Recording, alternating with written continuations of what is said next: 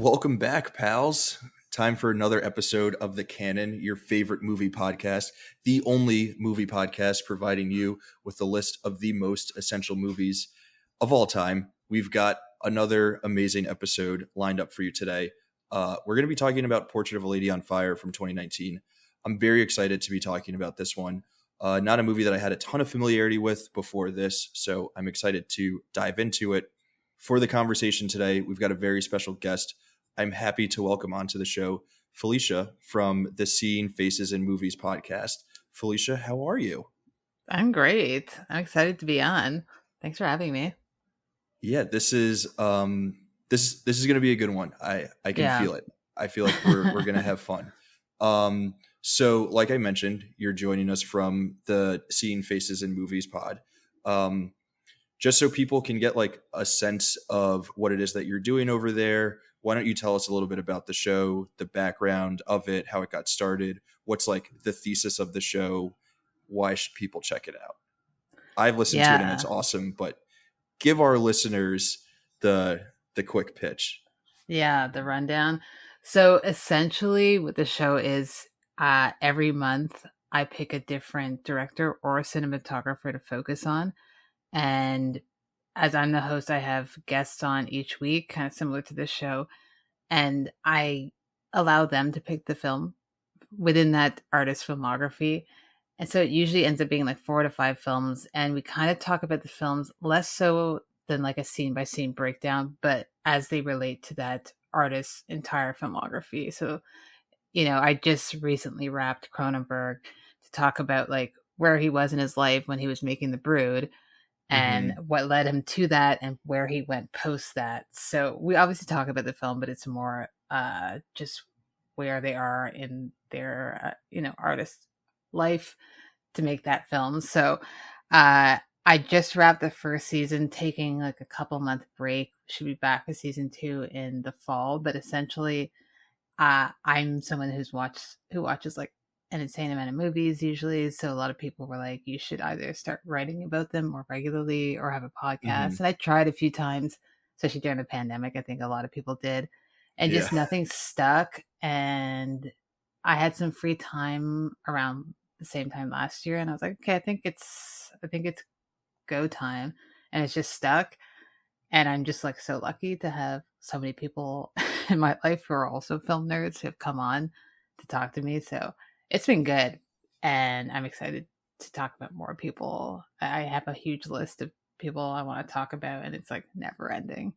So that's the Yeah, show. that's amazing. I I love the idea of going through not like a full filmography for a particular artist, but just like pieces of it and trying to like contextualize all of it on a Hmm. larger scale because it's so true that like really all directors like exist within the context of like every other movie that they've made and all of their movies are in conversation with each other. It's kind of like a Yeah. really hard thing to sort of escape in that regard. Yeah. So it's really cool. Which directors and cinematographers have you done series on so far at this point?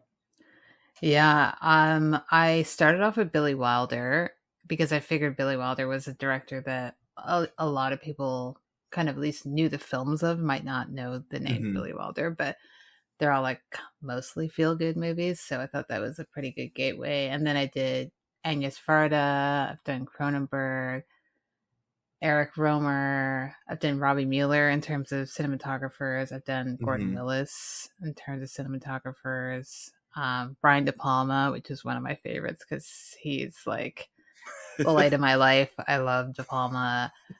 So it's like a never ending. I'm obviously missing some that I've done that are also been great, and there's no hate on them. Jane Campion was another one.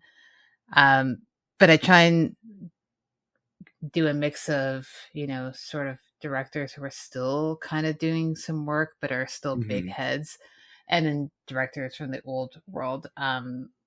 Anyone who knows me who might be listening knows that my preference is for older films and I get roasted for not watching newer films. So I try and do, I think the most modern one I've done actually was Crimes of the Future, Cronenberg's movie. But Nice. aside from that, I think the more modern one would have been who knows, something maybe in the 2000s, but it's usually stuff 60s, 70s esque. So it's, Kind of another yeah, similarity between the shows, right? This one, when yeah, you're thinking of most essential movies of all time, we're right. usually looking back a couple of years.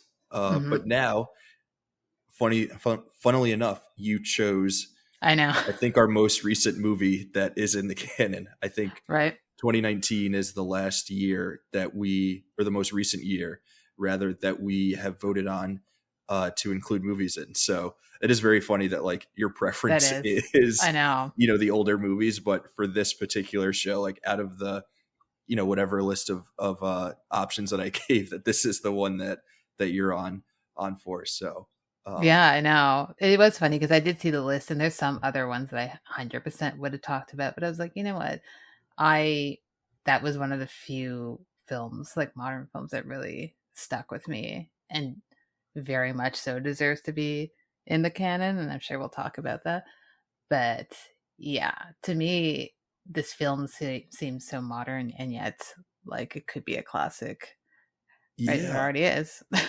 yeah, it's so true. This movie sort of exists in a way where this could have been made in like the 90s, like the late 90s or Hmm. something, or it could have existed in like the early 70s in a way. Probably wouldn't have been directed, but maybe, I mean, maybe we would have allowed a woman A to woman, direct it, yeah. yeah, back then. But like also could have come from like um whatever sort of like weird like Eastern Bloc cinema we were getting in like the 60s.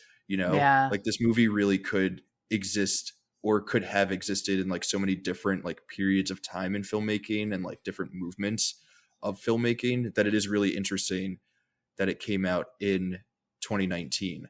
And we were talking about this before the mics came on, but I think for me, when looking at a year like 2019, I think we're already starting to sort of feel the not fallout, but just like the impact of that year in terms of just like what it meant for movies in general, right? Like the obvious thing is that was the last year that we were really going to the movies before jeez, COVID.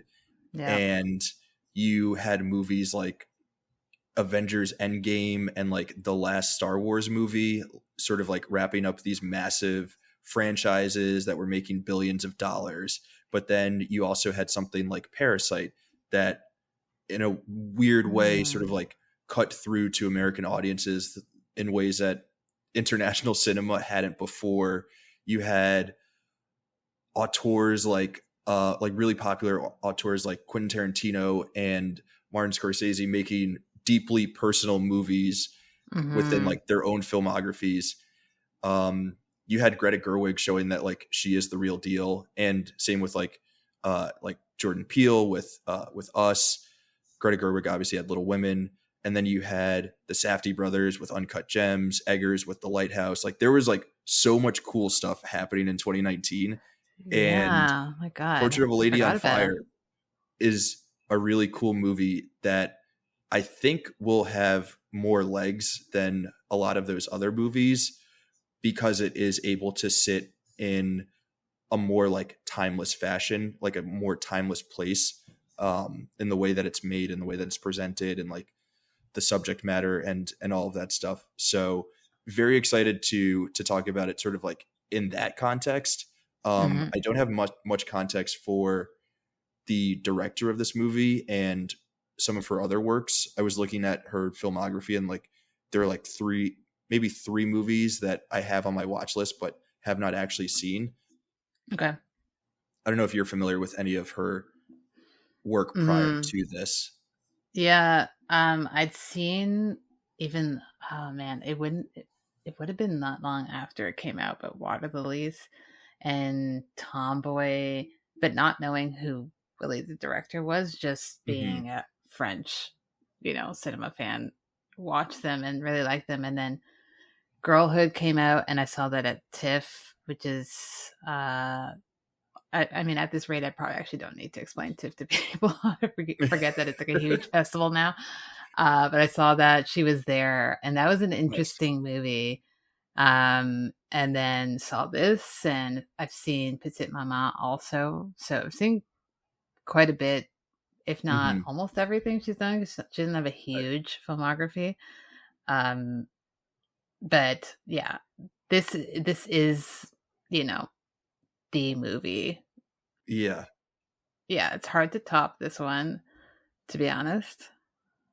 So this is uh I don't want to say masterpiece, but it is in many ways a masterclass in filmmaking in a lot of ways. I yeah. So like I mentioned, I hadn't seen this movie. I'll share my embarrassing story. I tried watching this maybe 2 or 3 years ago, and it just wasn't the right day for me to be locking into this movie, and I fell asleep about like halfway through. But the half that I had seen, I was, I could like see how it is a really engaging movie and a really well made movie. So I was really happy to be able to rewatch it for this, and I was like kind of blown away by how good it is, and kind of like kicking myself for not watching it before, It's never too because late. like it's never too late to check out a great movie. Yeah. Um, so I am curious to hear, like, did you see this when it originally came out in 2019? Were you one of those people like singing its praises when maybe all of us weren't, going to see it when it came out? No. I did see it probably during the pandemic, so like Hmm. 2020, but I didn't see it in the cinema, and I wish I had seen it.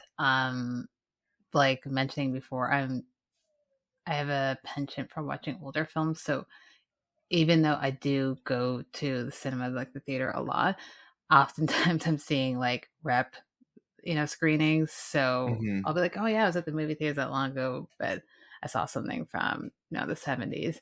Yeah. So it's hard for me. And I used to go a lot more to modern movies, but I just don't really. And I wish I had seen this, but I saw it during the pandemic, lockdown. I was like, okay. And it had been on my radar. So I did want to see Hmm. it. But at that point, I had seen it had already won, the awards at the festivals, and Hmm. everyone was singing its praise. And I thought it was cool because I knew the director, and I was like, that's great that this Hmm. story is making its waves. But then when I saw it, I was like, this is even better than what people were saying. Like, I don't think the praises were high enough. Sorry. Yeah. Um, it's just, I don't think you can talk up this movie to anyone and then watching it and feeling like let down by it, to be honest. Yeah. I guess maybe with some more casual fans, more Mm, casual movie fans. yeah, that's true. But if you're someone who is, pretty locked in to what's going on with cinema, if you're locked into the history of cinema, or if you're locked into like current cinema, um, I think that it's pretty hard to come away from this movie disappointed. Yeah, I could see like, someone who is very fresh being like, I don't get it. I think of like myself as like a 16-year-old film bro when I was like, yes, I love movies, but it was a very specific type of movie that I loved. yeah, And hmm, I needed to sit with that for a while before I was able to like fully expand and like spread my wings into other kinds of cinema that could also excite me in, hmm, new and different ways. Um, but yeah, I think it's interesting to have this movie on our list of essentials, and you're like trying to understand, like, let's say you are a 15-year-old or you're a young film student and you're like, what are the movies that I need to watch in order to like hmm, understand like what great cinema is? I think that this maybe isn't like the first movie that you go for, but it's like within that list. And I think once you watch this movie, it will then like open the doors to a lot of other cool movies out there that can like in similar ways excite you and get your mind going in ways that you hadn't previously thought possible. I don't know if that makes any yeah. sense. Oh, 100%. Because I think when we think about essential movies, and you've said it already, and I've said it, like, you always go back to the classics, and those are all Hmm. important. I love them, and I myself am victim of forgetting about the modern classics. And I think that this is one that if I'm like, hey, we are still capable of making good films, this is one I'd show. And then it, like you said, it does lead you back. You don't have to harken back so far after this. You can go back and be like, well, someone like Jane Campion is making similar films to this. And then Jane Yeah. Campion will lead you back and back and back. And then you can make your way back to, the 30s and 20s if you fancy, and you should. Yeah. But I think, and I say this as a reminder to myself, that we need to remember that we need to support the newer stuff. And at this rate, this movie is going on almost 6 years, Yeah. so it's not even that new. She's already made another film post this, and I'm sure she'll have another one. But yeah, this one I think definitely is one that people still talk about regularly Hmm.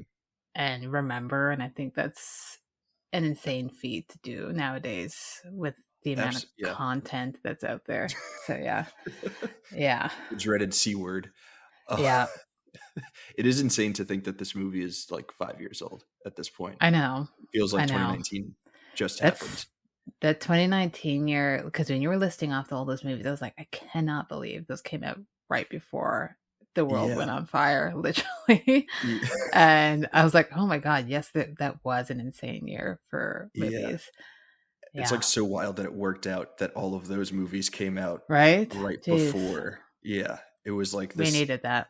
It was like this last hurrah. It was like the universe knew, like, Yeah. guys, go to the movies now because you're not going to be Yeah. able to for a while. I know. And all you're going to have is Top Gun Maverick and Tenet. I know there are people who like those movies, but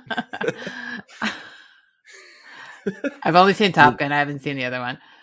yeah. So, okay, before we get into the movie itself, actually, you know what? Never mind. Let's get into the movie itself and like what makes it so special, what it is about the movie that resonates with people so much. I would assume that this is maybe a movie that not all of our listeners have seen. There might be some folks who are listening who are like not totally familiar with it.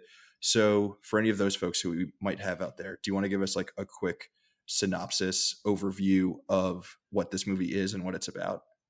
Yeah, so it's about the longing between two women, essentially, if I'm going to boil it down to a very quick synopsis. But we've got one woman who's about to be married to a man. She's unhappy about it. She's being married off and doesn't want to get her portrait done, because the era that we're in, you need to get your portrait done when you get married.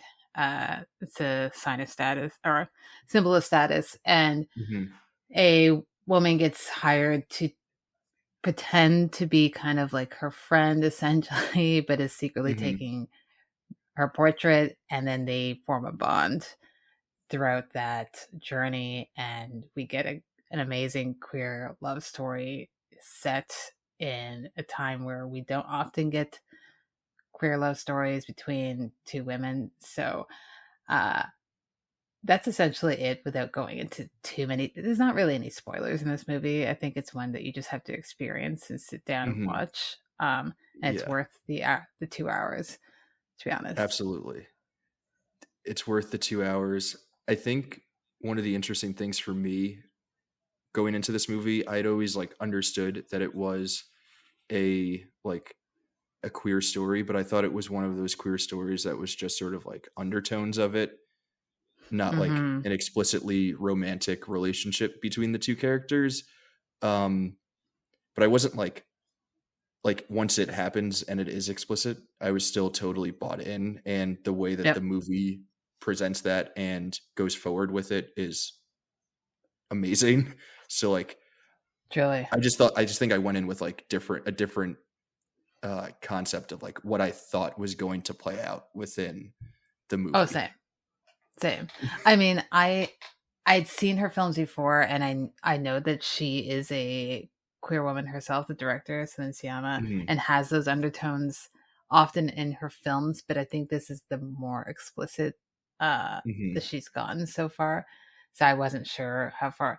Again, it is French cinema. They kind of just do whatever they want, but we're so like wired to expect it to be kind of like hinted at.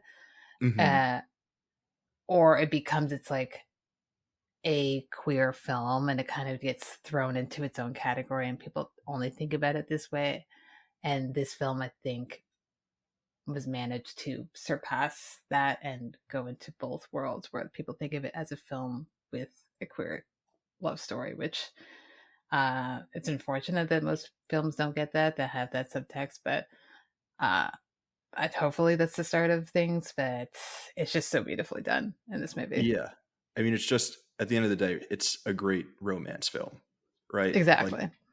it's a movie about how like amazing those like early longing moments of romance can be, and of like the heartbreak of knowing that a particular romance might just be like sort of fleeting.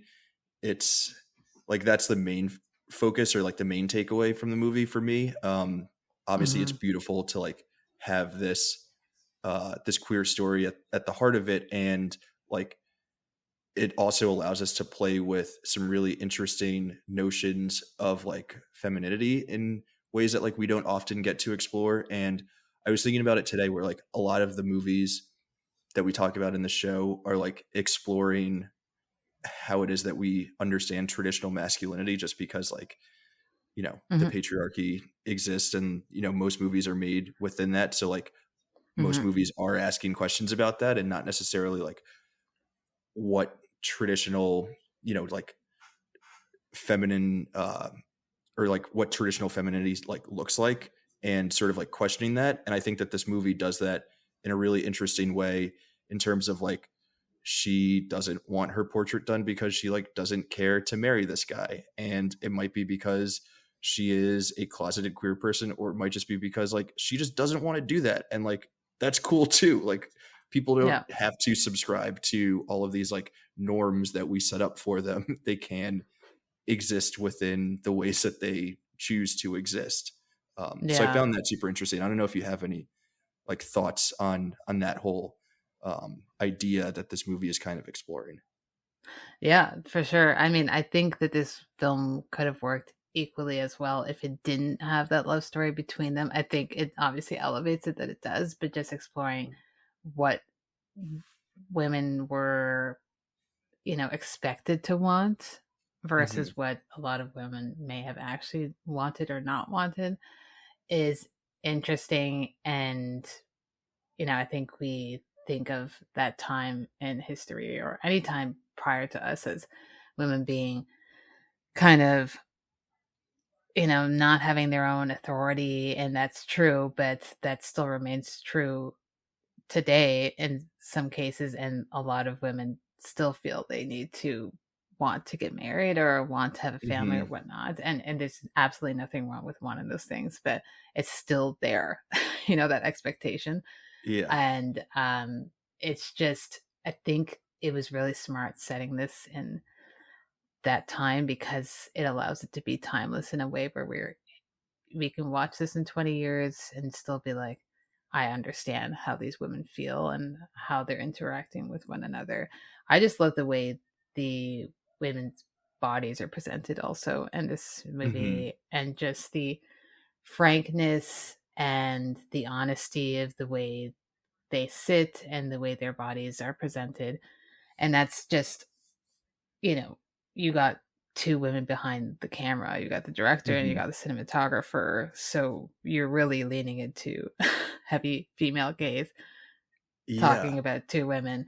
So it just feels like a safe space, really, to be honest, watching this movie. And you never feel like anyone's being exploited because this is not the movie. It just, uh, I don't know. I'm sure there could have been some other directors who could have done a good job, but Hmm. at no point do you feel like this feels weird or kind of like No. they're, pushing some sort of thoughts on you. It just is like I'm Hmm. presenting a real situation between two women. Yeah. And Just I love that. presenting their relationship with one another, and like Yeah. how it is that it's playing out. Um, I do want you to give us a little bit more on the female gaze, because I feel like I am like extremely unqualified to talk about that in any sort of real way. But before you do, I just wanted to bring up that like I wasn't even thinking about the way that the bodies are presented, because I was so captivated by the way that faces are shot in this movie. Like, you think about directors who are really good at just shooting, you know, shooting people's faces and highlighting all of the features that make their face unique and beautiful Yeah. in really cool ways. Thinking about someone like Barry Jenkins, who's like done a lot of cool who's doing a lot of cool stuff these days with how he shoots faces. But like in this movie, I was just so taken by one, like casting people with extremely striking facial features. Obviously, like they're all super beautiful, but it's not just like we're shooting them to highlight how beautiful they are. Mm-hmm. We're shooting them to highlight how like uniquely special these individuals are and like how cool their features are. But yeah, tell us more about sort of like the female gaze, like what it is and how it's working in this movie.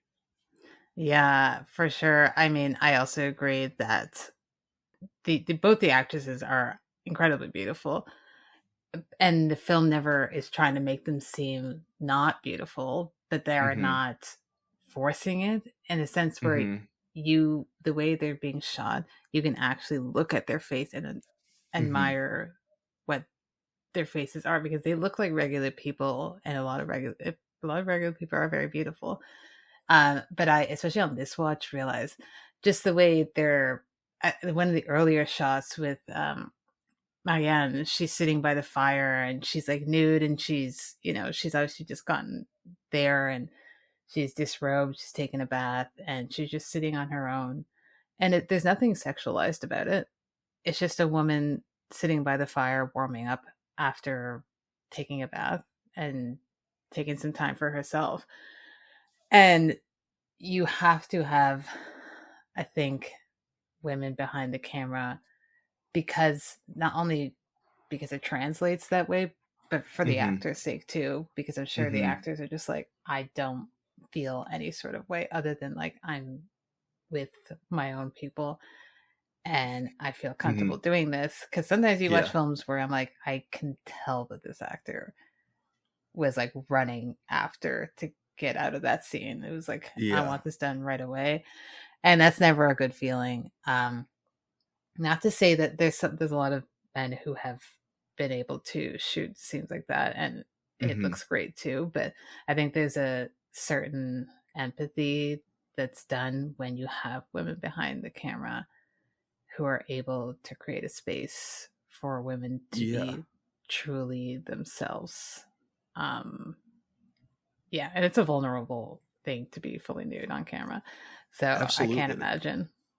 Yeah. I think the idea of the characters and the women never being sexualized is really interesting, because there are moments in this movie where we are with these characters in like their most intimate moments with one another, and Hmm. even in those moments it doesn't feel like they are being sexualized by the camera or by like the story and where we are within the story. It is very much so just, this is a presentation of, you know, these two women in this intimate setting with one another. And that can be, you know, that can obviously, you know, it is like a really beautiful thing, you know, when people Hmm. are intimate with one another.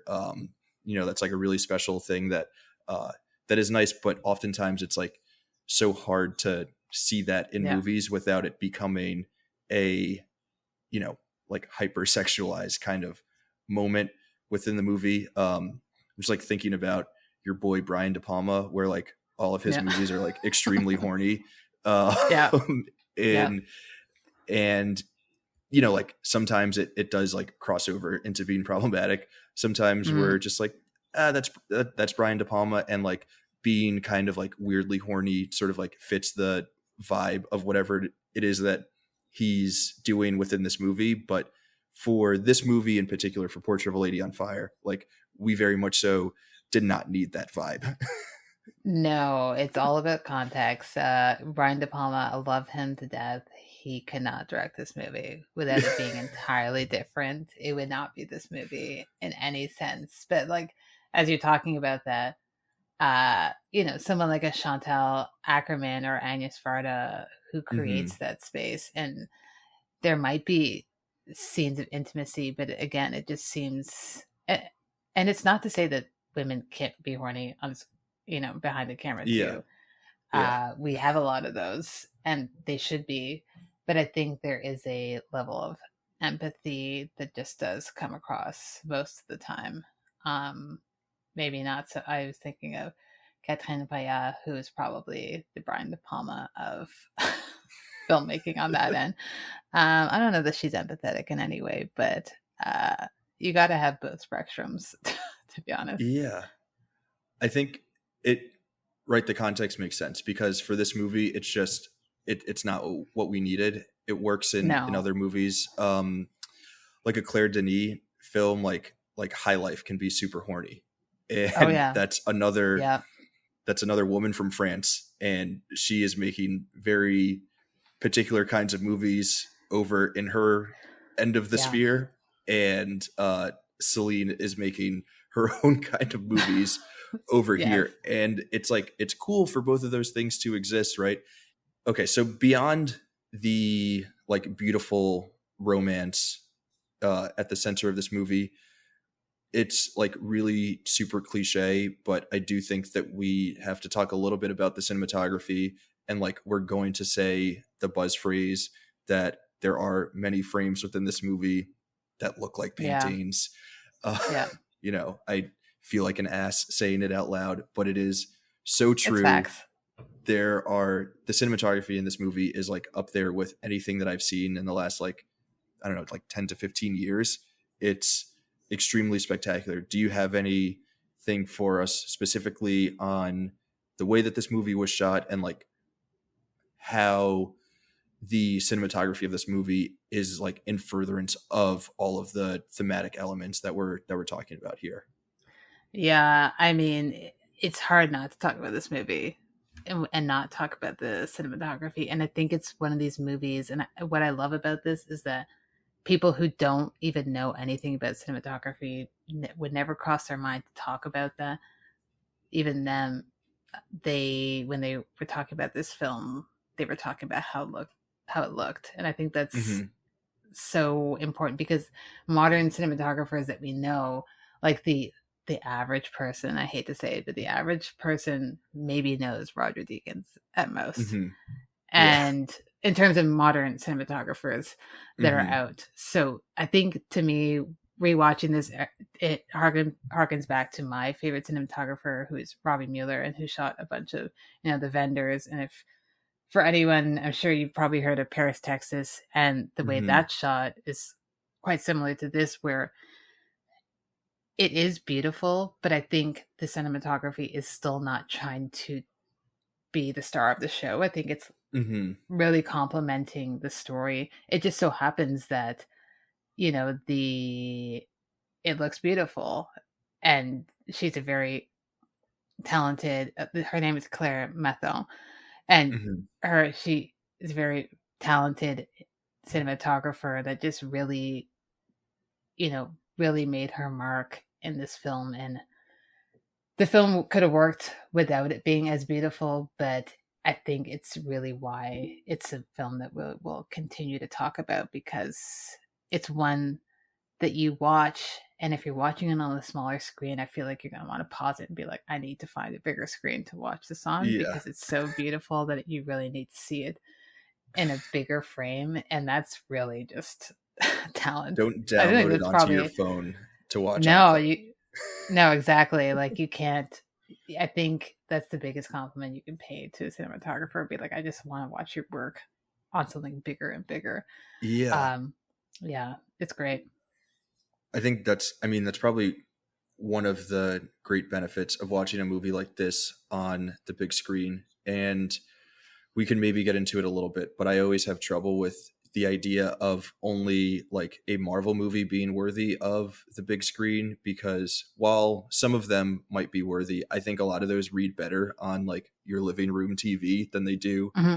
on the big screen, whereas something like this that is very intentional and carefully crafted in its cinematography is like way more rewarding to watch on the biggest screen possible, where you can like fully appreciate the cinematographer's work and Yeah. like everything it is that they're trying to do. I think with this movie, right, the cinematography is one just like on its own extremely beautiful and like very striking. The use of color is amazing. The like landscape photography is awesome. The photography of like the kitchen and the house, like all of those Hmm. moments, like to me those are the ones that most look like paintings, and the way that everything is sort of like composed and like very meticulously placed within the frame, whether it be the characters or like objects that they're interacting with. It's like all very, very, very intentional. And Yeah. then on top of that, you have like a lot of imagery that is extremely striking and in some ways like super on the nose, but it very much so works for this movie. I'm thinking in particular, like there are all those shots of the original portrait and the Hmm. face isn't finished. And then we get shots of is that character that's Eloise, right? That character Hmm. in the same dress, and we get the shot of her in the mirror, but it's just her neck down. And it's like Yeah. reflecting or, it's mirroring literally that shot of the painting from earlier in the movie. And you're like, oh, okay, I get like the visual connection points that we're making here. This is really, really cool. And also like that is all part of cinematography, not just like, ooh, pretty colors. Yeah. I know. I just think even the lighting on this and the indoor and outdoor lighting and those outdoor shots on the beach are it's hard. There's so many scenes I remember when I think about this movie, but I always think about the waves in the back Hmm. and the way they're framed within it, or even when she's running towards the edge of the cliff and the way the camera moves along with her. And it could read as like a mini like action sequence, but Yeah. shot by someone else. But by Hmm. this is just it really feels like you're also nervous. I feel Yeah. like the camera really acts as a mirror for the audience to look at these characters through. And I know that she did Petite Mama, the other Sid and Siama film, but she also did I'm looking at Saint Omer. I don't know if you saw that. It's a French film that came Um, out. I think it's on Mubi. It's no, like a it sounds courtroom familiar, but I drama. don't think I've seen it. Yeah. Um, Um, it looks beautiful. To be honest, that's the best part. Is the way yeah. it looks. It's a good movie. I had my gripes with it. I'm not gonna get into it here. I one of the few people who didn't love the story of it, but it looked beautiful. Uh, so and we don't really get that many women cinematographers. So No. I hope this is again another push to be like, yeah, women can shoot films too. Yeah. And make them look amazing and Amazing. beautiful. Yeah. There's also that one great shot of them outside where they do sort of like the persona move where their Yeah. faces are like Yeah. super aligned and then they like both turn and it's like half profile, like half Yeah. just like front of someone's face, which is like I mean there's definitely a lot of persona in this movie, which was part of why I Hmm. thought that it was only going to hint at the romantic relationship and not like fully dive into it. um but I mean, this movie, just on that point quickly, this movie is in conversation with a lot of other movies, and Hmm.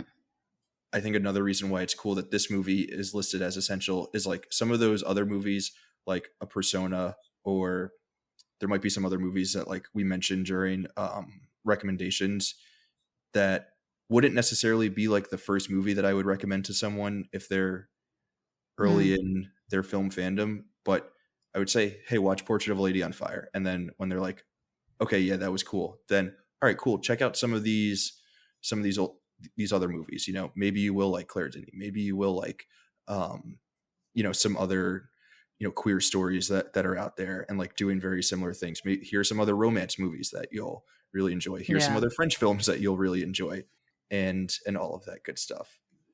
One other sort of like element of this movie. I don't know that it's like necessarily like one of the biggest themes of the film, but I did think that it was kind of interesting, and I'm curious to hear your thoughts on it. But like the whole Hmm. idea of being a portrait painter as a profession, Yeah. I found super interesting. Just like all of the shots of watching someone's hand like physically draw and sketch out and like paint paintings, to think of it as like a labor of love was really interesting. I don't know if you had any specific thoughts about that whole aspect of the movie.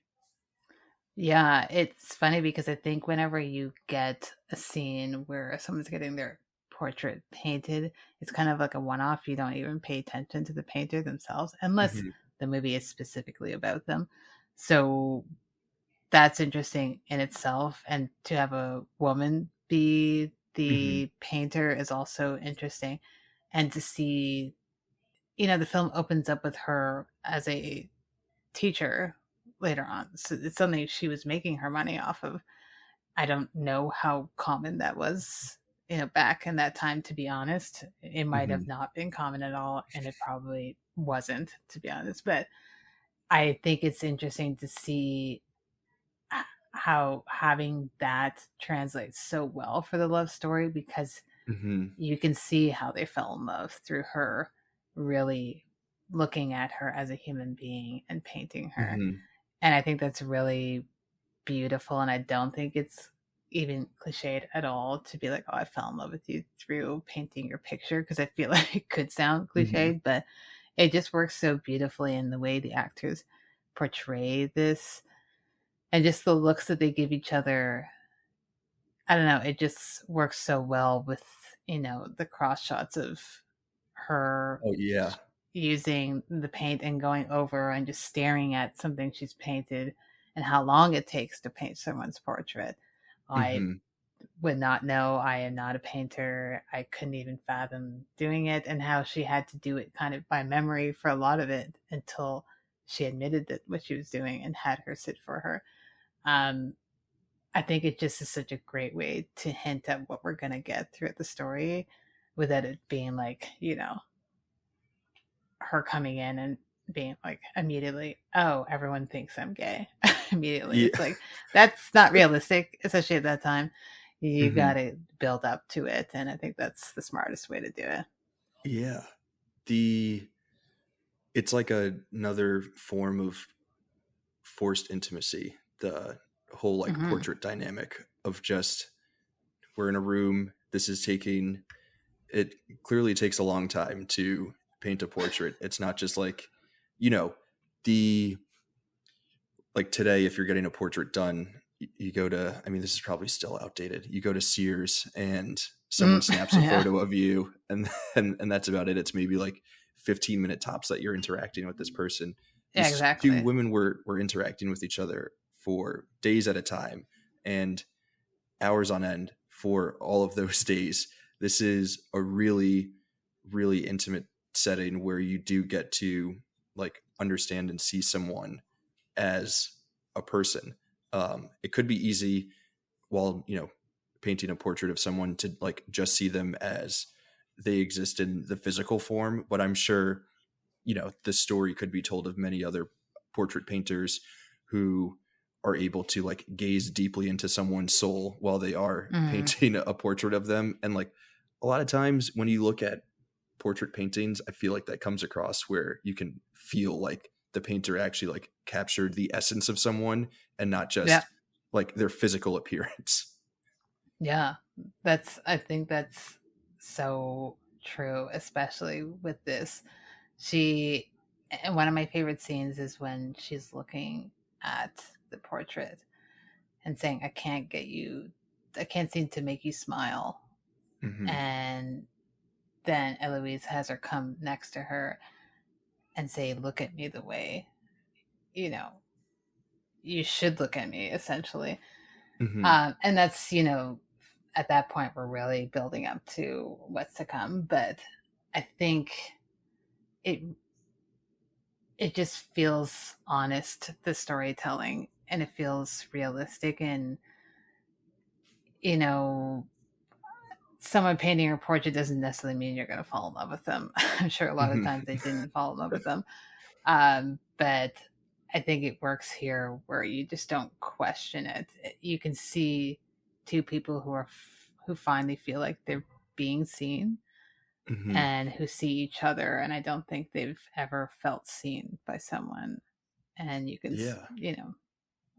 that's special, I think.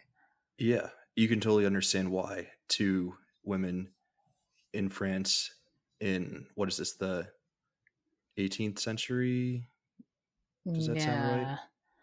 Yeah. Uh, maybe Yeah, 19th. it is 18. Yeah. It's 18th. Looking Okay. it up, 18th. See, yeah, you could see why two women in that period of time in this country, especially like with the backgrounds that they come from, being sort of this kind of, nobility where it is very much so patriarchy run, or being from a male dominated industry like painting, where Hmm. you feel like you're going through your entire life being seen, and then finally they are sort of like thrust together and able to see each other in ways that they hadn't been seen before.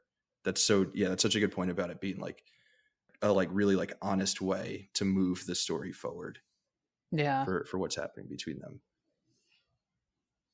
The I don't know where we want to go next. I feel like there's still a few sort of big items that we could go to. Yeah. I want to ask you about color in this movie, Hmm. because I personally was not able to come to any sort of real conclusions about what I thought the significance of their dress colors meant, but I could feel that it was trying to communicate something to me, but I'm just too dumb to understand what it was.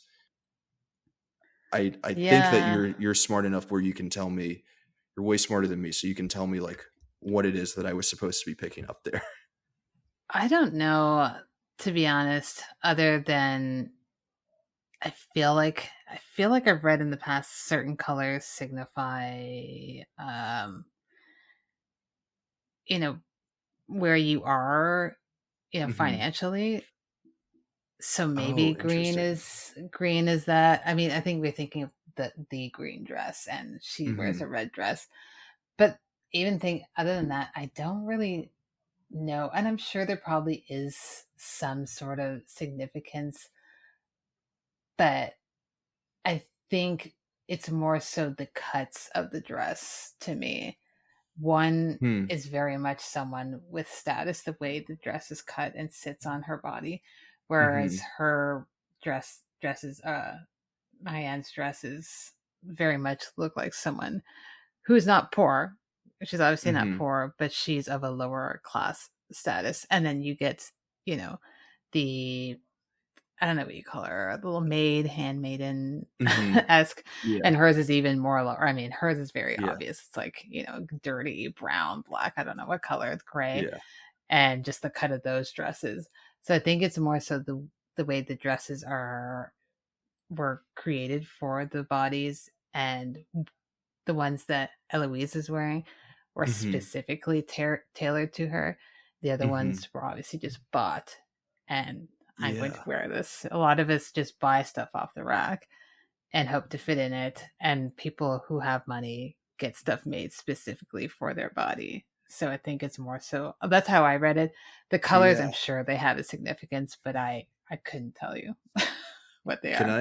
I tell you how happy I am that you're here and it's not me and some other dude talking about this movie, because the idea of like knowing how a like dress like falls and is cut on someone is such a blind spot for me Yeah. that like I totally missed that and I was not picking up on it at all. So just to have That's someone fair. who like has awareness of like what that means and like could mean within the context of this Mm. movie is absolutely phenomenal. So just have to I have to No, throw hey, that out there. that's what I'm here for. I love it.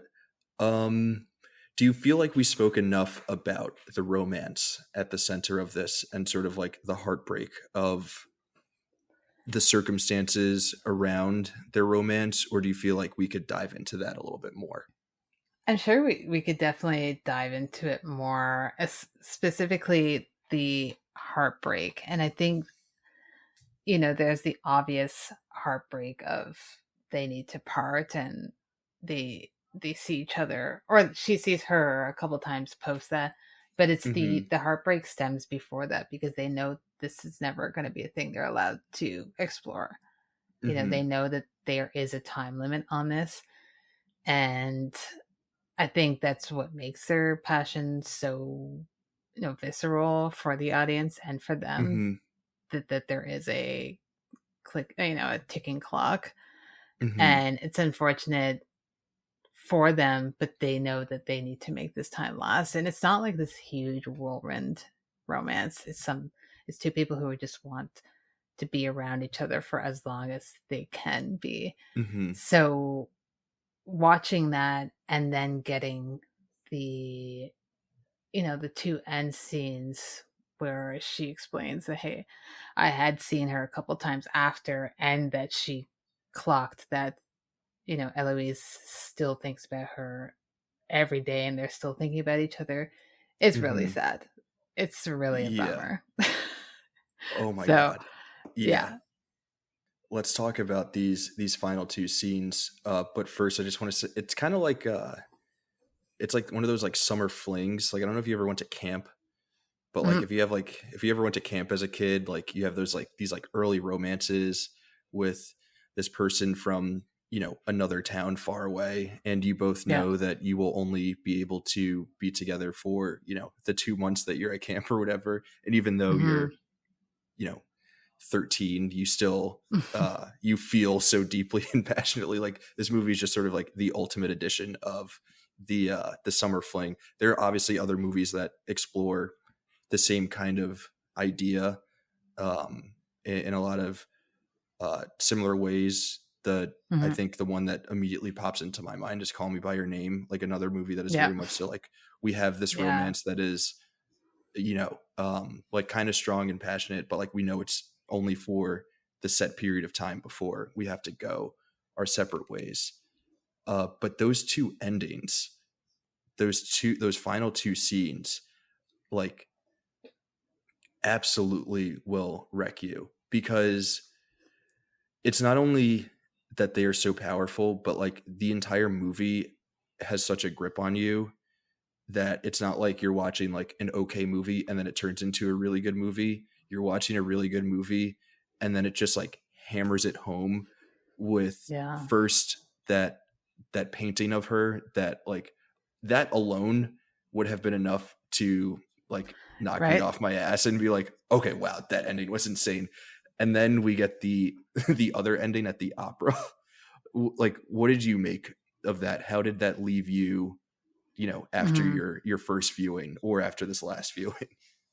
Yeah, I mean, I am very much a type of person who likes an ending that's kind of just leaves you guessing and doesn't have to explain that, Mhm. hey, this is what happened after. This is one of the few instances where it works, and it definitely could have ended with just the portrait, and I think it would have been still amazing. And I Mhm. remember the first time thinking, "Uh-oh, there's an explanation scene coming." And I was like, Mhm. "Please don't ruin this. Like it's already been good going so great. You don't need to dumb it down for people." But the way it was done, I couldn't believe it. I was like, "I can't Mhm. believe you pulled this off," because it's so hard to pull off a scene where you've watched an entire movie and you don't necessarily need to know what happens to these characters afterwards. It should be up to you. Mhm. So when you get a movie that is like, 3 years later, this is what happened, you're like, Mhm. oh, a lot of the times it is dumbing it down for the audience, but this, Yeah. I couldn't imagine the film without it. I think No. it really, it also is just like, okay, I think you're going to need to sit with this for a while before you do anything else, because you're going to be sad Yeah. for quite a while after watching that. Yeah, it's I mean, the emotional punch that it packs is absolutely Hmm. insane. And it's also great because of the way that it's executed. It's obviously maybe not necessarily like a callback to earlier scenes, but it is playing with our understanding of like their relationship and like what has come before. And the way that it's shot is done in a way where you can feel all of these butterflies in your own stomach for something that you sort of know isn't going to happen, but Hmm. still holding out hope that it might happen, which is kind of how heartbreak works, Yep. right? Like you're always sort of holding out for this thing, even though you know it's not going to come. And it like fully puts us in the shoes of the characters in both a literal and sort of like metaphorical way in the way that it's presented to us. And it just like, it's like the most insane 1-2 punch to end a movie that I've seen in quite some time. Like really, I really know. astounding stuff. I don't want to talk about it too much just in case there are listeners who Yeah. haven't seen the movie, because that would be like the one sort of like spoilery Yeah. thing about this. And I think not knowing it is a lot of times spoilers are just like things that even if you know them, it doesn't necessarily change your Hmm. like emotional connection to a movie. Like The Sixth Sense, if you know the twist ending, you Yeah. can still connect with that movie on like a deep Hmm. emotional level, or not. But with this movie, the entirety of its emotional essence is like in that last scene, I think. Yeah. I know. Yeah. I agree. I think that that would be the one moment I wouldn't want to tell people about, especially if they don't know it so far. I think it's really worth the wait and is such a great payoff to a film that does kind of, I wouldn't say test your patience, but it is a slower film. Hmm. And I think if you're someone who doesn't watch a lot of slower cinema, you might feel like, okay, there's a lot of just looking, not that much dialogue, and it might take a while for you to get into it. And I think that everyone could get into it, doesn't matter who you are. I'm sure there's people who don't like this movie. Uh, Hmm. but I think if you sit through it and you have enjoyed it, that last scene is really going to make it one where you're like, okay, I can't wait to see this again. I can't wait to tell people about it and recommend it. Hmm. And that's special in itself. Yeah, it is. You don't think people are longing for movies of people just staring at each other in longing sort of ways, just scene I mean, after I am. scene of, But I am. I feel like most of the people I do know, but uh, I work with a lot of people who don't watch movies, yeah, and whenever I tell them about certain movies, they're like, "Yeah, doesn't sound like something I'd watch." And I'm like, yeah, "You never know, though. You need to give it a chance. It just doesn't occur to people, to watch anything that's even not in their own language, for yeah. starters." That's very fair, very, very, very fair. But I think as Bong Joon Ho said when he accepted one of his many Oscars Yeah. for Parasite, once you are able to get over those couple of inches that we call subtitles, you will be able to open your world up to so many amazing movies and stories that you otherwise would be holding yourself back from. And now that Mm. I'm thinking about it, I think our only two movies that made it into the canon from 2019 are Parasite and Portrait of a Lady on Fire, which is awesome. Yeah. That Nice. I mean, those are the two best ones. Yeah. So sort of circling back to that question, um, what do you think like the lasting legacy of this movie will be? We sort of spoke about how it might have legs more than some of the other movies that came out that year.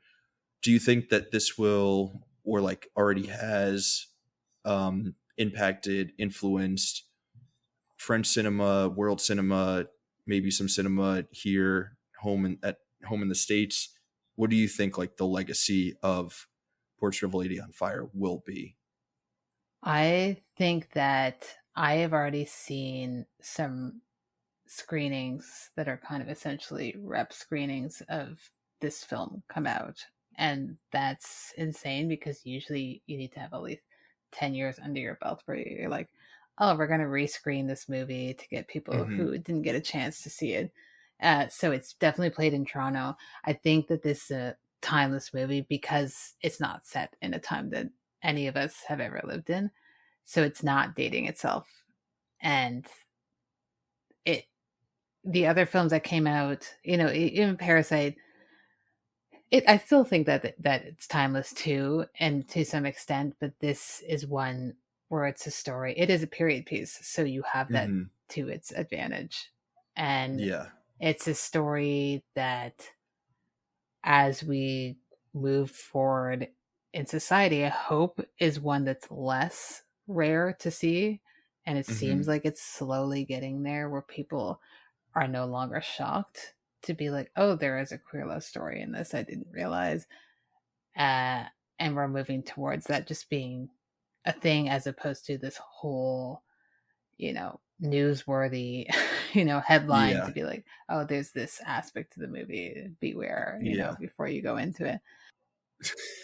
I think that you could watch this movie 20 years from now and not even know what year it was made in, Hmm. because it looks so beautiful and it doesn't look super digital. It looks like it could be, you know, shot in the 70s. And I think that because it's not super dialogue heavy, for people who Hmm. are apprehensive of subtitles, they can just admire two actors who are so in tune with one another and are so in tune with their director, the cinematographer. Everything just works so well, and just watch a love story that is not inoffensive. It's like it's just really inoffensive. Some people are like, I don't like love stories because they're too cheesy. Hmm. This is one where everyone's like, I've felt that before.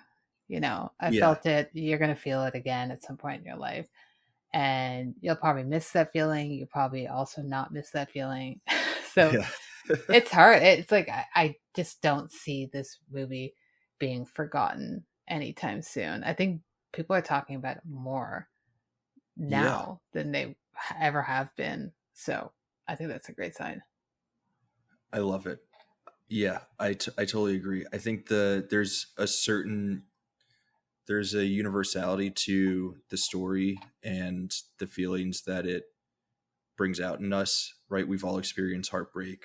We've all known what it is like to be in a fleeting romance that, you know, for so many external reasons, can't exist the way that we might want it to exist, right? Like that's Mm-hmm. which again sort of goes back to the it doesn't need to be a queer love story, or like if that is your apprehension about it, like it is still something that you can connect with on that level. Also, like, so what that they're speaking French, like the the themes of it are still so universal and like so just like human in nature that it's something that like we can all connect to on the most base of levels. So Yeah. it's hard to imagine um like not fully connecting with this movie despite some of the things that would otherwise present themselves as barriers for some people, which Mm-hmm. again I think that's why this movie and maybe not some other French movies or romance movies have like made it into the canon this the same way that this has. Yeah. I mean, I was just checking that this film made it in the, I guess this is 2 years ago, the latest Sight and Sound list, if that's of Yeah. any importance to people. And we don't often get modern films in that list. So, and this was like top 30. I think it was 30th Yeah, film. I think it was the most So, recent film to make it into that list, right? I don't yeah. think any other movie And from 2019 or like even no, 18, maybe 17 made it in. Yeah. maybe, I don't know if Parasite's on that list. No, Maybe, I think maybe the other not. most recent movie is Moonlight Oh, yes. Okay. That's and that's also, what, that makes sense. 16 or 17. But again, Yeah. like there's not a lot of modern movies that are making it No. onto to that list. And I remember when that came out, because everyone has their opinions on the Sight and Sound, but no one Yeah. questioned this being on there. They were like, "Yep, makes sense." Yeah. Checks out. I didn't Yeah. hear any complaints about this. So yeah, I can imagine this being a film that eventually gets taught in film school and it's just on films, list of films that you should watch. So I'm excited for anyone who hasn't seen this to see this for the first time. I'm jealous. Yeah. Yeah, please. If you're still listening to this and you haven't seen Portrait of a Lady on Fire, I hope that our discussion has convinced you to go watch it immediately after Mm-hmm. you finish this episode. Maybe you were listening to this episode early on and you were like, this movie sounds pretty rad, and you paused this show, you went to watch the movie, and now you're back finishing this episode. But either way, we sincerely hope that you go watch Mm-hmm. it. Even if you have seen it, give it a rewatch because it's There you awesome. go. Yeah. Felicia, thank you so much. This has been such an incredible, amazing conversation about an awesome movie. Before we get into our recommendations, do you have any sort of final thoughts on Portrait of a Lady on Fire? I think that this is a film that shows that women should be given more funding to make stories that matter and are long lasting, and that women are capable of creating classic films, because there's very few women directors who get put on list of films to watch or are up there name wise with directors that we've already even mentioned in this episode. I think that it also shows that it's so important to create safe spaces for women in film, and that romance films don't have to be cheesy or annoying to Mm-hmm. people, that they can be done in such a beautiful way that sometimes you don't even realize you're watching a romance film because you're so caught up in it and in Mm-hmm. those emotions that you're like, oh yeah, okay, this is how it should be done. Also, that you Yeah. should watch more French cinema, because I will always champion French Yeah. films. The Frenchies, they're definitely doing some stuff over there. Oh Uh, yeah, they're doing a lot. the Froggies, as we like to call them. Is that like an East Coast thing? Because I my first language is actually French, but so I went to French schools here, and the Oh English wow. kids would call us froggies or French frogs, and I was like, Yeah. oh, I never knew That what that was. It's so funny. maybe it's well, I guess it can't be just an American thing because No, you're in yeah, Canada. but maybe it's Yeah. like an East Coast It thing, might be an just in East Coast general. thing. Yeah. I have a few French friends in the New York area, and they're all referred to as Froggies. So Oh, who that's knows? so funny. We'll have to look that up. Yeah. But yeah, the the Frenchies across the pond, they're making some cool stuff. And Mhm. some of those cool things might make an appearance in recommendations, which we're going to get to now. For any new listeners that we might have out there, I'll just quickly run through the idea behind recommendations. So, for each movie that we induct into the canon, we also like to recommend three things to check out. If you like said movie, the rules for those recommendations, at least one of them has to be another movie. The other two things, however, can be any and everything else. It can be an album, a book, a musician, a composer, uh, a comic book series, a TV show, a painting. We've done restaurants before. We like to get really Uh-uh. weird, really creative. For any movies that are recommended, we just ask that they're not movies that are already in the canon, and Mhm. we have to keep it to a strict three recommendation minimum. So, um, Okay.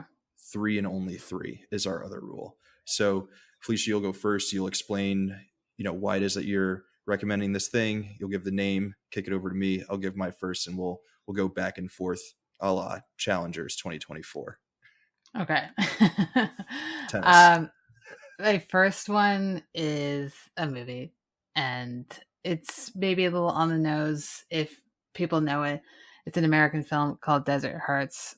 This is, it's another female queer love story, longing, two people from different classes, and they get put in a situation where you don't assume that a love story is going to blossom, but they Hmm. kind of like the two characters in this film, they see each other, and this is also shot by a woman, a queer woman, and you can just feel, the love made within this film. And this is the 80s Desert Hearts, so we're getting still an era of cinema that you kind of hint at these stories, but it's not out Hmm. there. Yeah. And to have a sex scene that's shot by a woman between two women, and it feels raw and honest, and doesn't feel like, again, if we're going to bring up De Palma, the way he would shoot it is very Hmm. different. Um, so it's very much female gaze movie, and I think it would pair really, really well with this movie. So that's my first Nice. recommendation. I like it. I have not seen that, so I just added it to the good old watch list, Hmm. because Nice. one of the coolest things about these recommendations is I often get new movies to check out and add to my ever growing watch list that becomes Hmm. more and more overwhelming as the days Yeah. go by. Uh, Same. but we love it. We love it. Sweet. Uh, for I think I'm gonna do all movies for my Hmm. recommendations, and I'm gonna go with pretty basic picks. I think the first one that I'm gonna do is another movie that is often cited as one where many of the frames appear to just be paintings that have come to life.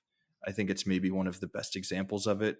It's a movie from my favorite director because I'm basic as hell. I'm talking about Barry Lyndon by, I almost said Barry Mm. Lyndon, Stanley Kubrick, but I meant to say Stanley Kubrick's Barry Lyndon. uh, Nice. so just for like if you're a fan of like 18th century costuming and, uh, film or shot composition, Barry Lyndon sort of pairs very well with this. But really for no other reasons. There's not much connective tissue between the two films otherwise. Hey, sometimes that makes for the best kind of pairing, to be honest. Yeah.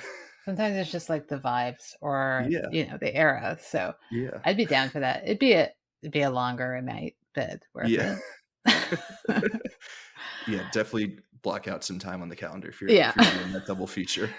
It's a winter sort of double feature where you're like, okay, it's cold outside. I'm staying in. Um, which is coming sooner than we think. But I also, because my brain only operates in movies, all three of my Mhm. recommendations are also movies. So my Hell yeah. second one I thought of was The Bana, which is Agnes Varda. And this is a story of, I really don't want to get too much about this movie because I think that it's one of the greatest films I've ever seen, um, putting it lightly. But again, woman behind the camera, and it's a story about love and longing and loss. And Mhm. it's not what you think at all. You're going to go into this movie thinking it's about, this happy little unit of a family, and it turns into something where, love and lust can turn into something ugly, which is the opposite of what happens in this movie. So Mhm. if you want to see how longing cannot go the right way, you can watch this in conjunction with Portrait of a Lady on Fire, and just see Agnes Varda because she's a Yeah, queen. Love her. she is a queen, absolutely. I have not This is another one I haven't seen, so Oh my gosh, it's so good. I'm I'm checking to excited see for if you. it's on my watch list, and if not, 100% adding it. Sweet.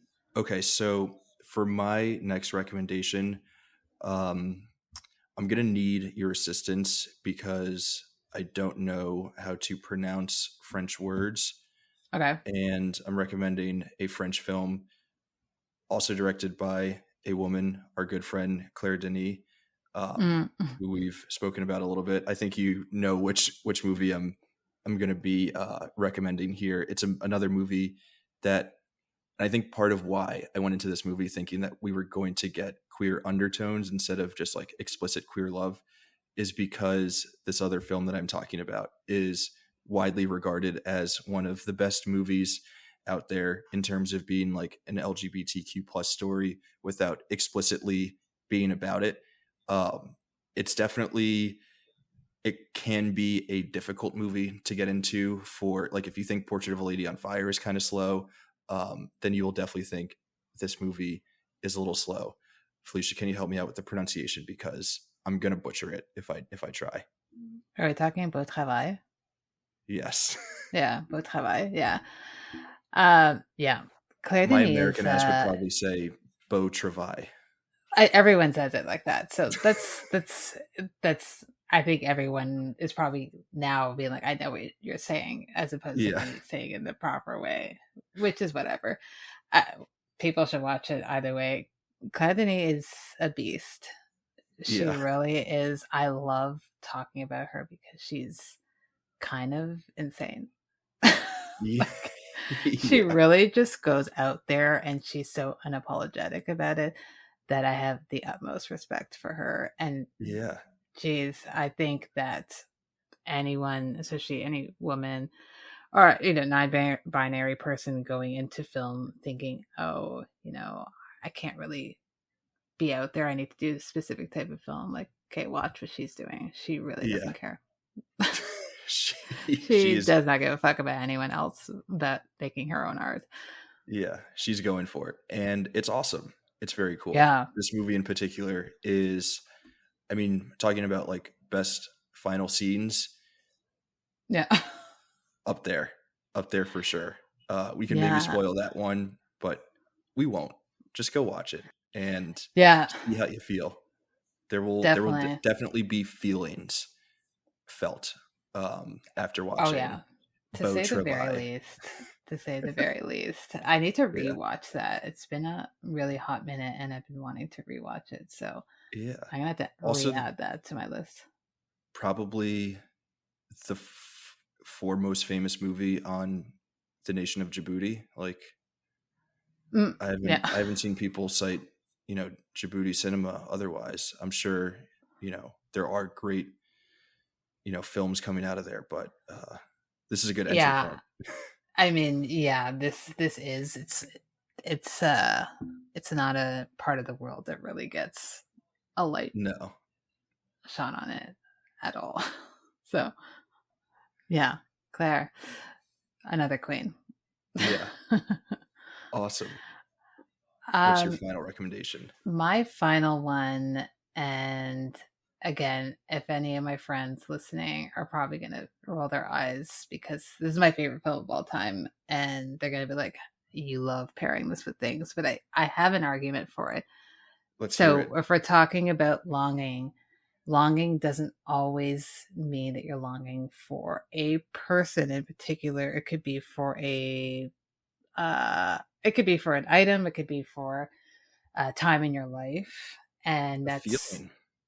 yeah, exactly. This you can long for anything, and this character is longing for a time in his life that he doesn't realize he's lost, and he slowly gets to realize he lost. So I'm talking about The Swimmer, which is my all-time favorite movie, and I think that it's such the opposite of this movie, but it actually shares a lot of the same themes, and you can see the way longing affects different people, and because things have always been so gendered, especially in prior times, how it affects the two genders that are explored in those eras, and how you can long for something that you didn't even realize you were missing. So I think that's what makes that film to me really special. And I think what makes this film special of longing for something that you didn't realize you wanted. So it's polar opposites on that end, but I think they Mhm. would pair really well. Also, I just think people should watch The Swimmer. I love it. Another movie for me to add to my watch list. Please, that's my only talent is recommending Yeah. movies to people. That's in many ways that's like the ultimate form of friendship. It's just Yeah. like recommending movies to people. I'll like playlists and building out watch lists for people is Right? to me like such a special thing that you can do to Yeah, create bonds with those who you care about in your life. I think so I love too. it. And also just like strangers who you meet on the internet, right? There you Like, go. you know, Right? I I've mean, added 3 great movies to my watch list. there you go. That's, bonding We love immediately. it. I don't know what direction I want to go in with my last recommendation Right. because some of the other movies that felt super obvious were brought up before. So thinking Persona, thinking Call Me by Your Mhm. Name, those 2 movies are very much so in line with what's going on here. So I think for my last recommendation, last week on the pod we spoke about There Will Be Blood, great Paul Thomas Anderson movie. It was Yes. Yeah. unfortunately the second of 2 Paul Thomas Anderson movies that are in the canon. We previously Hmm. did an episode on Boogie Nights, did There Will Be Blood last week. So we're now done with Paul Thomas Anderson. But Okay. I think he's phenomenal because Hmm. he is. So I'm going to recommend another one of his movies. And I think for me, sort of the connection point between this is it's a movie about a romance, maybe not a fleeting romance or one with as much longing as the romance here, but it is centered around someone with a deep appreciation for their profession, right? In Yeah. the same way that, why am I blanking on the character's name? Um, What is the his same name? way. No, who's our Oh, painter? Portrait of a Lady on oh, Fire. Marianne, the Yes. painter. So yeah. Yeah, Um, Marianne. Yeah, okay. So Americans, we would say Marianne. Marianne. Yeah. Yeah. I'm not laughing So we at you. say I should have just said it that way, Marianne. no. I have to. I'm the American translator for our The audience. audience. Yeah. We all need Um, translators, so all good. the same way that she very deeply identifies as her profession as a painter. Um, is it Woodcock? Is it that on the nose? Yeah, I think it is I think it Woodcock, and I'm forgetting is. his I think first it name. is. Whatever. Jeez, I'm what is talking it? about Phantom Thread Yeah. because that is another movie about a romance. Definitely like the romantic vibes in that movie are very different from the romantic vibes here, but I Yeah. couldn't help but think about just a romance movie centered around someone with such a deep passion about their profession. So, plus, like, who knows when I'm going to get another chance to recommend Phantom Thread. Everyone should go watch I that movie. mean, oh my God, I love that movie so, so much. Yeah. And when you first said Paul Thomas Anderson, I was like, I wonder what venue, like what when you're gonna go for. But then I immediately caught on. I was like, yes, that is Yeah. such a perfect pairing with this. And I actually am like, now should I go watch Phantom Thread after this? Because I I think it's such a mean, perfect movie for this. I think it's probably yeah. the best pairing, to be honest. We've got a lot of good pairings. There are a lot of Yeah. different directions that people can go with their pairings for Portrait of a Lady on Fire. So before we get out of here and say our final goodbyes, let's quickly run through recommendations one last time. So give us yours, 1, 2, 3, boom, boom, boom. Yes. So the first one was Desert Hearts, and then I had the Banana, and then the Swimmer. I love it. I've got Barry Lyndon. I've got Beau Travail. That's the best you're going to be able to get out of me. And I've got Phantom Thread.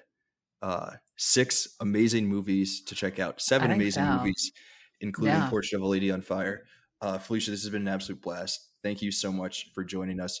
Listeners, seriously, go check out Seeing Faces in Movies. I assume it's available on any podcasting platform It where is. people Yeah. can find you. But Yeah. are you on, Instagram, Twitter, all of that stuff, Mhm. Letterboxd? Where can people interact with you and talk about movies?